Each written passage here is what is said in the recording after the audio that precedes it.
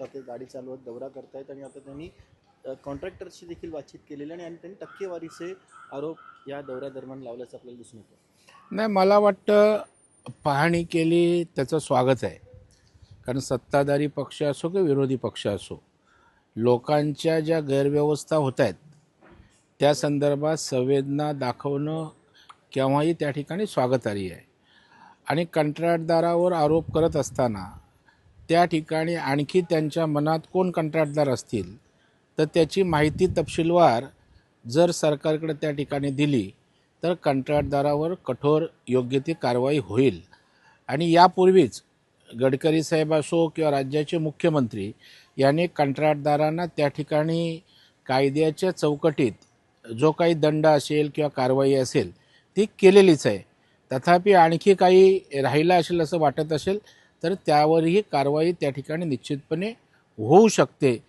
फक्त हा जो रस्ते पाहणी दौरा आहे हा त्या ठिकाणी पाहणी दौरा किंवा राजकीय दौरा ठरू नये एवढीच त्या ठिकाणी अपेक्षा आहे.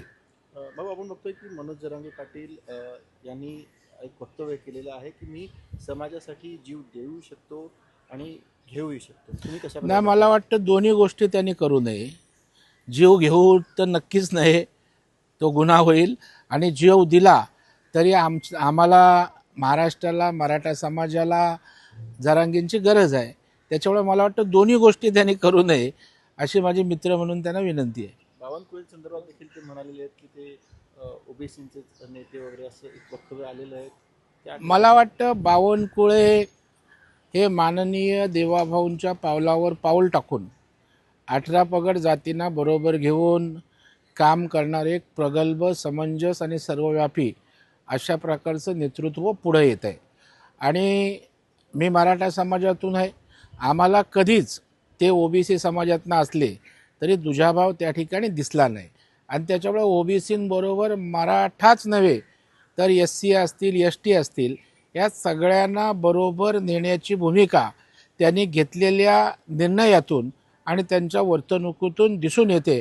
त्याच्यामुळं अशा प्रकारचा आरोप माननीय बावनकुळे साहेबांवर करणे हा त्यांच्या सामाजिक कारकिर्दीवर अन्याय केल्यासारखं ठरेल. ज्या पद्धतीने जरांगे पाटील म्हणत आहे की राज्य सरकारने जी कुणबी प्रमाणपत्र दिलेली आहे त्याच्यामुळे अनेक लोकांची प्रमाणपत्र रद्द करण्यात आलेली आहे, त्यामुळे आमचा वाट पाहू नका नाहीतर तुमचे आमदार देखील पाडू 5-50 अशा पद्धतीचं वक्तव्य येणं कितपत योग्य वाटतं तुम्हाला? मला वाटतं ह्याच्याविषयी मी परवाही बोललो. आता आमचे 5-25, शिंदेचे 5-25 म्हणजे 50-60 आमदार पाडण्याची ताकद त्यांच्याकडे नक्कीच आहे असा त्यांना आत्मविश्वास आहे. मला वाटतं मागच्या निवडणुका पण ते लढले असते तर त्यातनं त्या ठिकाणी दिसून आलं असतं. परंतु त्याने विरोध करूनही महाराष्ट्रातल्या जनतेनं महायुतीला निवडून दिलं. त्याच्यामुळं तुमची पाडण्याची क्षमता सिद्ध झालेली आहे आणि पुन्हा प्रयत्न करायचा असेल तर उमेदवार उभे करा. त्यामुळं निदान तुमचा जो आत्मविश्वास आहे तो जनतेच्या त्या ठिकाणी मनात नेमकं काय हे तुम्हाला दिसून येईल. त्याच्यामुळे दिसतं तसं नाही आहे. त्या ठिकाणी आंदोलनाच्या माध्यमातून मला वाटतं वाटेल ते बोलणं, वाटेल त्या गर्जना करणं योग्य नाही आहे. मराठा समाजाचे प्रश्न आहेत. राज्यातला सगळ्या पक्षातला मराठा समाज तुमच्यासोबत राहील. परंतु तुमच्या आंदोलनाला कुठले एकांकी जर त्या ठिकाणची दिशा दिसली तर आंदोलनाला कोणी त्या ठिकाणी गांभीर्याने घेणार नाही. मुंबई महानगरपालिकेचा पुन्हा एकदा भोंगळ कारभार समोर आलेला आहे. ज्या पद्धतीने नगरसेवकांची हट्ट पुरवण्यासाठी 227 नगरसेवकांसाठी आयफोन हायटेक टॅब जो आहे तो महानगरपालिका खरेदी करणार आहे. पहिले गाडी आणि आता हायफाय टॅब खरेदी करणार मुंबईकरांच्या टॅक्समधून कितपत योग्य वाटतं? नाही, गाडीच्या संदर्भात त्या ठिकाणी निर्णय घेतला गेलेला आहे. परंतु आताच्या येणाऱ्या कॉम्प्युटरायझेशनमध्ये टॅब ही एक गरज झालेली आवश्यकता म्हणून त्या ठिकाणी ते देत असतील तर त्या ठिकाणी काही गैर मानायचं कारण नाही. तथापि मला हेही सुचवावं असं वाटतं, आज नगरसेवकांची टॅब घेण्याची आर्थिक क्षमता आहे का किंवा नाही हेही तपासण्याची आवश्यकता आहे.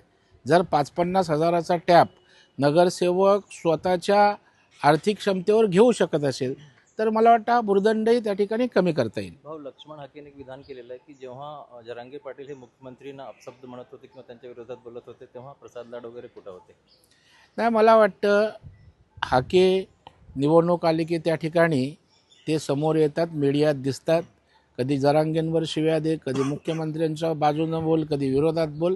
हे त्या ठिकाणी प्रसिद्धी लोलूप जे काही लोक त्या ठिकाणी आहेत, त्याच्यामध्ये असे काही 5-6 त्या ठिकाणचे मोहरे महाराष्ट्रात आपल्याला बघायला मिळतील.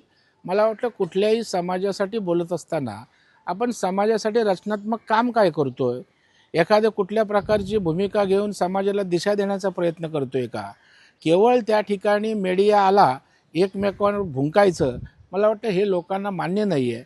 कन्स्ट्रक्टिव्ह कामाची, रचनात्मक गोष्टींची कुठल्याही समाज असो त्याला आवश्यकता आहे. त्याच्यावर जरा बोलणाऱ्यांनी काम करावं. रोहित पवार असं म्हणतात की उपमुख्यमंत्री अमित शहानी उपमुख्यमंत्री सुनेत्रा पवारांना भेट नाकारली आणि त्यामुळे आता अर्थमंत्रीपदाचा राष्ट्रवादीचा मार्ग आणखीन धूसर असा स्वरूपाचा एक आरोप त्यांनी केलेला आहे. एक तर अमित शहा रोहित पवारांना विचारून भेटी देत असतील किंवा त्यांचं बोलणं झालं असेल की भेट नाकारली म्हणून, तुम्हाला मला ते माहीत नाही आहे. आता त्या ठिकाणी अर्थमंत्री पद काय करावं काय नाही करावं हा सरकारचा विषय आहे. परंतु मला वाटतं भविष्यवेत्ते रोहित पवार हल्ली व्हायला लागलेले आहेत. जी गोष्ट माहीत नाही तर अंदाजे आपलं काहीतरी ठोकायचं, मीडियात चर्चेत राहायचं, याच्या पलीकडे काय नाही आहे. उपमुख्यमंत्र्यांना आपल्या अमितभाईंना भेट घ्यायची असेल तर देतील भेट ते. परंतु प्रत्येक गोष्टीचा अंदाज लावायचं, राजकीय काही ट्विस्ट करता येतं आहे का, हाच रोहित पवारांचा उद्योगधंदा झालेला आहे. ते रोज नव्या नव्या क्लुप्त्या काढून बाकीचं वर्तवून चर्चेत राहण्याचा प्रामाणिक केविलवाना प्रयत्न करत असतात. लवकरच राज्य आणि विशेषतः केंद्रामध्ये नवीन लोकांना संधी भेटणार, विशेषतः राज्यामध्ये ज्या पद्धतीने जे मंत्री काम करणारे त्यांचे देखील खाते बदलण्याची शक्यता जी आहे ती वर्तवली जाते.